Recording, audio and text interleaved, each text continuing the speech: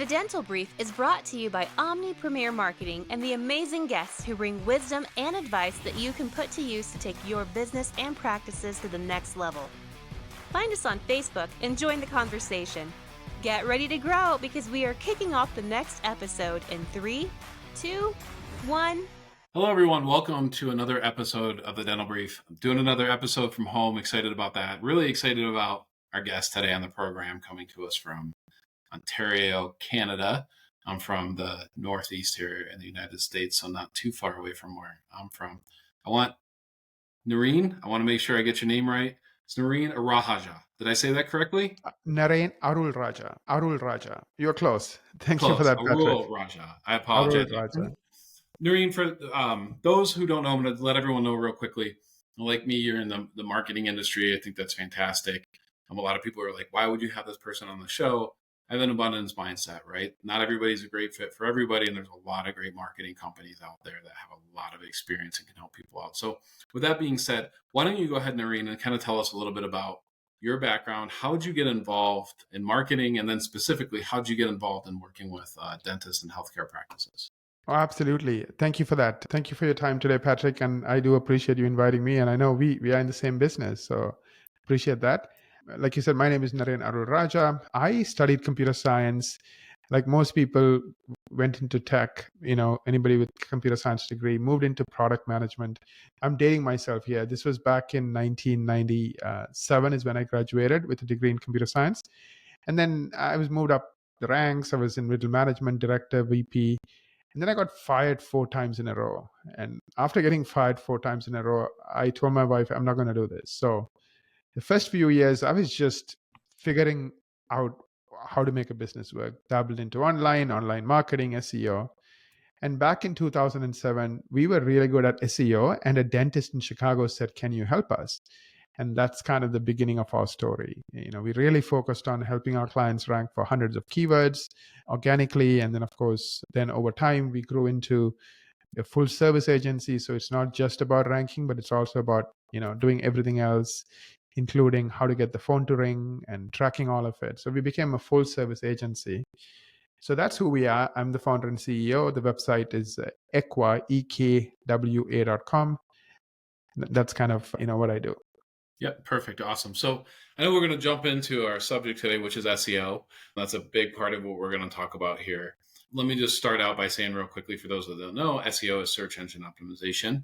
There's a few different ways people might explain it, but basically in a nutshell, it's the way that you get your website to rank high on Google for applicable keywords organically, meaning you're not paying for every click that happens. It's not necessarily in the map search, although some people call that local SEO, and I'm fine with that terminology too.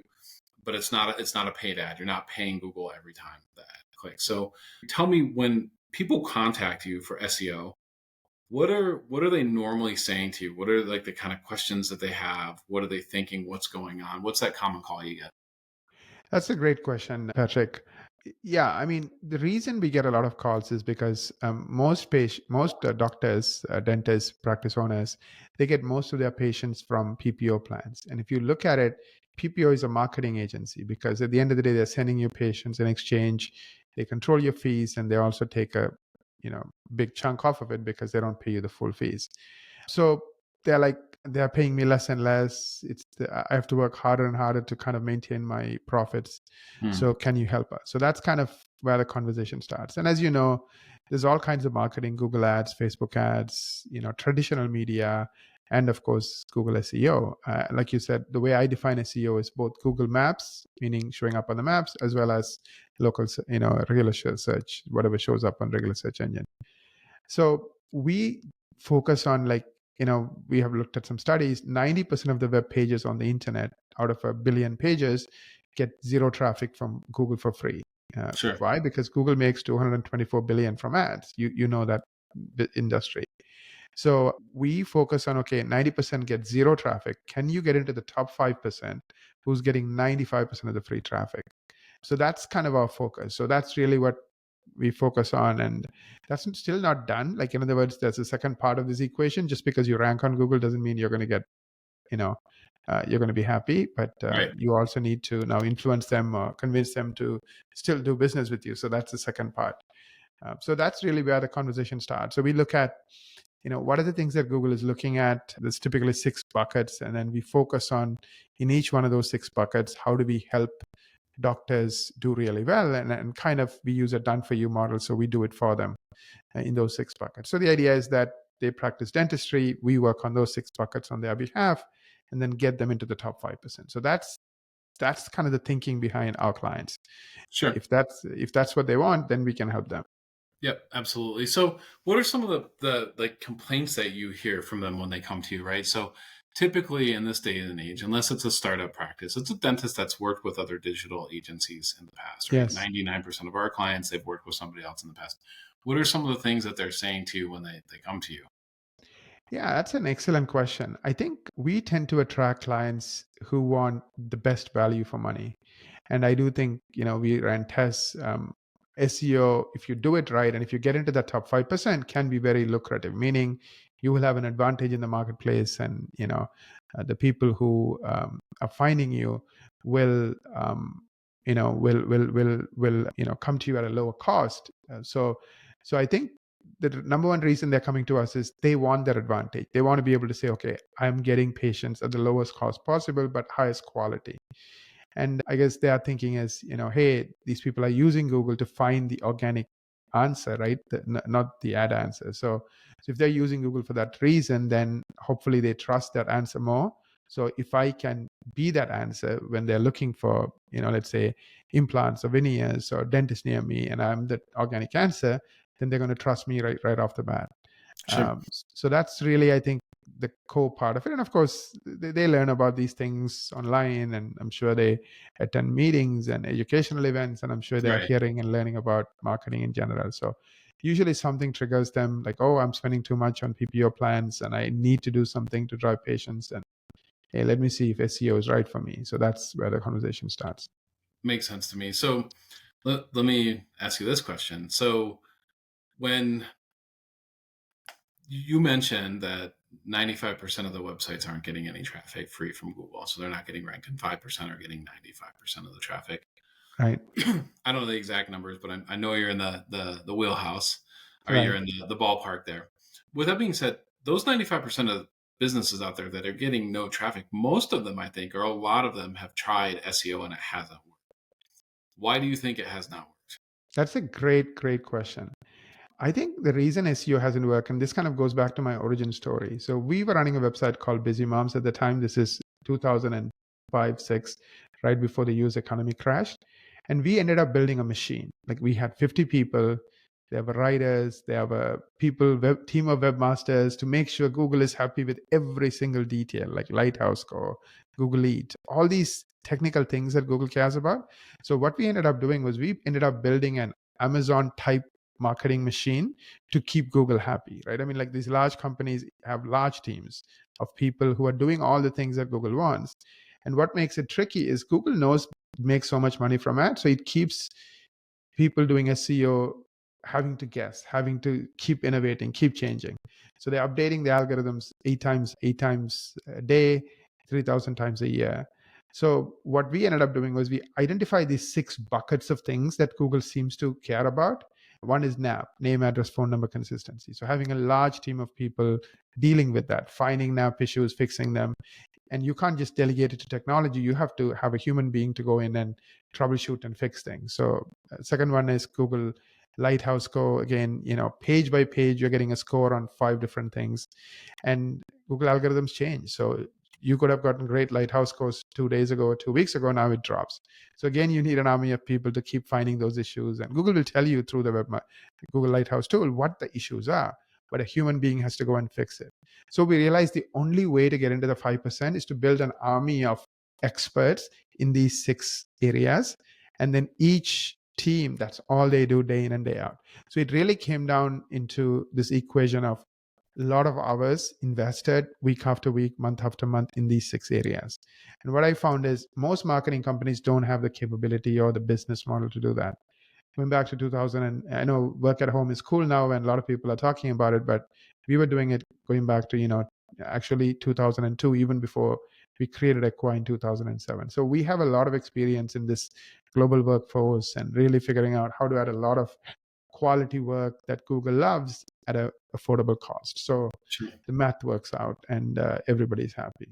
So that, I think, is our secret, just building that machine where we don't try to fool Google. Like, I mean, of course, if we think we are smarter than Google, we'll get, like we find Gotcha. some kind of a shortcut or what they call black hat method to kind of get an advantage, we'll be slapped. So Sure. we Yep. never went there. That makes sense to me. Let's move from SEO a little bit and talk about agencies in general and choosing a company to help with SEO. Right. Like people know I'm in the space, you're in the space. I think if somebody says, "Hey, what should I look for?" I certainly have my answers to that. And I ask almost every guest, like, how do you vet someone to help you? So if you're looking for a company to help you with search engine optimization or any part of your digital marketing strategy, what are some questions that you would ask them? What would you check up, and how would you suggest someone go about finding an expert to help them? Yeah, absolutely. I think my answer might be different, maybe not, but I really think it starts with, see, if you go to a new country, right, you need to understand the culture of that country, assuming you're going to live there, right? Let's say living in Switzerland is totally different from living in New York, which is probably different from living in a city in Japan, right? It's just different cultures, different ways of doing things. So I think at a high level, you need to understand, marketing and kind of what kind of marketing do you want? You know what I mean? So like there are people, even today, they get all their patients through referrals. They do such an amazing job. They just can't keep up. So is that you? Then of course that's you. Then I have clients who are celebrities on social media. They have 100,000 people who follow them on Instagram. Is that you? Then you need to know that. So really understanding how you're going to play the game, I think, is where I would start first. SEO, I think, again, I'm just talking because that's what I know a lot, is really for those people who want to be in the top 5% and get the free traffic. But at least what we do is, but don't want to do the work, don't want to do the heavy lifting. They want somebody else to do the heavy lifting. So I really think once you know what you're looking for, then find a company that can cater to that. So what I'm saying is, today there are hundreds of different kinds of restaurants out there, right? Even within Japanese, there's like 20 kinds of Japanese restaurants, which didn't exist 25 years ago. So I think really knowing what you want, and then find the person or the company that can do the things you're expecting them to do. That's the way I would think about it. What are your thoughts, Patrick? Some of them are a little bit more extreme than that, but I think understanding the methodology that they're going to use, making sure that they understand your branding, right? And what I mean by branding, I don't mean your logo. That's not branding. What I mean is your message, your audience, the target audience that you want to go over. And then I think that they have good conversations with you about expectations, realistic expectations. One of the questions that I hear often from people is like, how much does marketing cost? And I'm like, hey, I can get you a commercial for $6 million during the Super Bowl. What do you think? So, understanding what message is going to go in front of what audience and what you're going to spend to get that message in front of that audience, I think is pretty important. So methodology, I think, is critical. That's one of the things that I talk about. There's some other things too. I think is probably, quite different than most out there. I think pay close attention to the terms, rights, who owns what, and then what are the deliverables, right? So I see a lot of proposals and contracts from people that are in the space, and at the end of the day, there's really nothing that they're going to deliver. If they say that they're going to do pay-per-click marketing, what does that mean?